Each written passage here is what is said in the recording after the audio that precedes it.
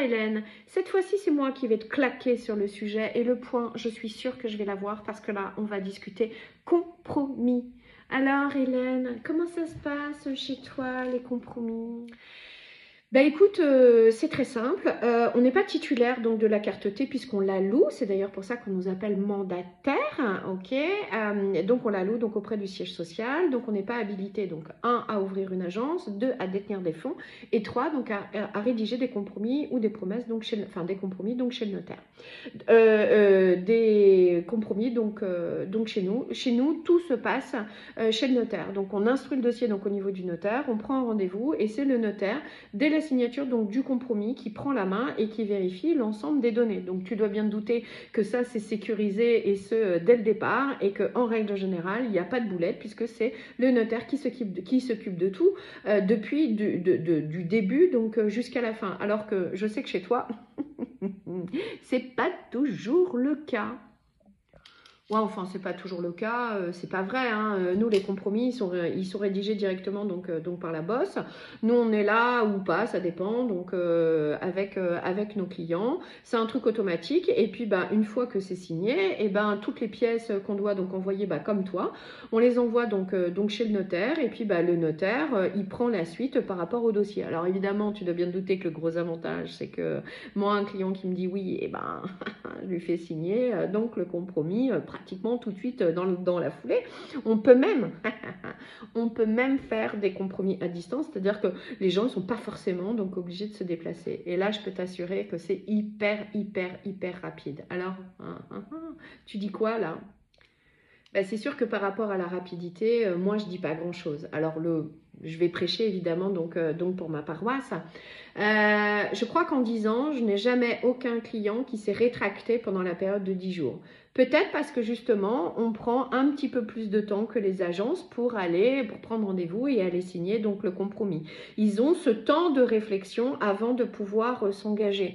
Alors c'est vrai que au tout début, je me disais ah mais c'est compliqué, j'ai toujours peur qu'ils se rétractent, il faut signer vite, etc.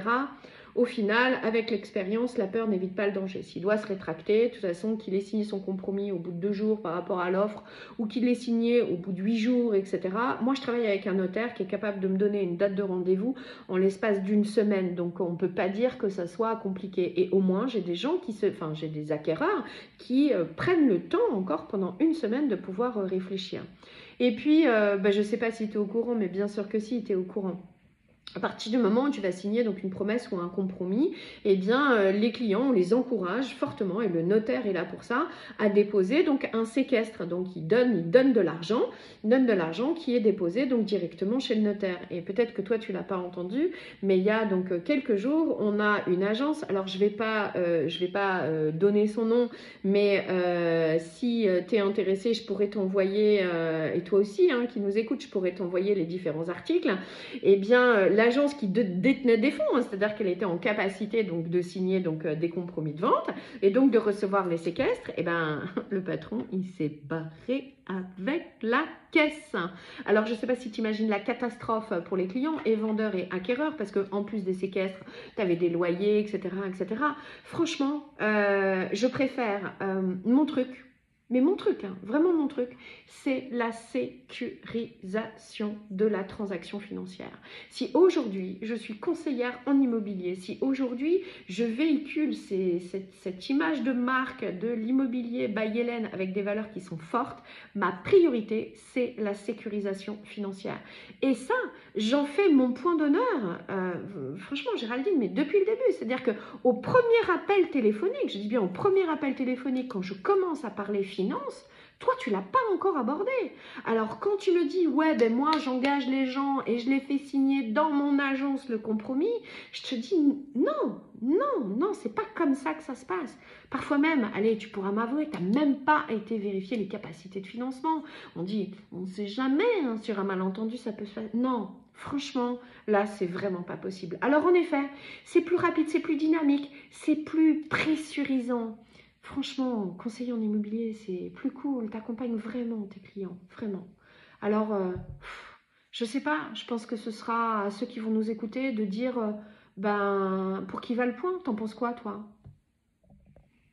Non mais attends Hélène, il faut pas faire de ce cas précis une généralité. C'est pas parce que le mec il est parti donc avec la caisse qu'il faut en faire une généralité. Donc non, franchement, moi je suis pas d'accord, moi je suis pas d'accord sur cet argument. Et puis bah, sur le fait de dire que bah c'est beaucoup plus cool, beaucoup plus sécurisant. Mais moi aussi, hein, je vérifie. Hein, moi aussi, j'ai un courtier qui passe, voilà. Mais enfin, faut pas croire non plus, voilà, que c'est la vache que je te pousse. Donc, écoute, moi franchement, là je te file pas le point, là je suis pas du tout d'accord. De toute façon, on le savait, hein, sur ce sujet-là, on n'allait vraiment pas être d'accord. Et ben écoute, ça sera aux gens de décider à qui file le point. Donc, non, non, moi je veux pas, non, pas d'accord.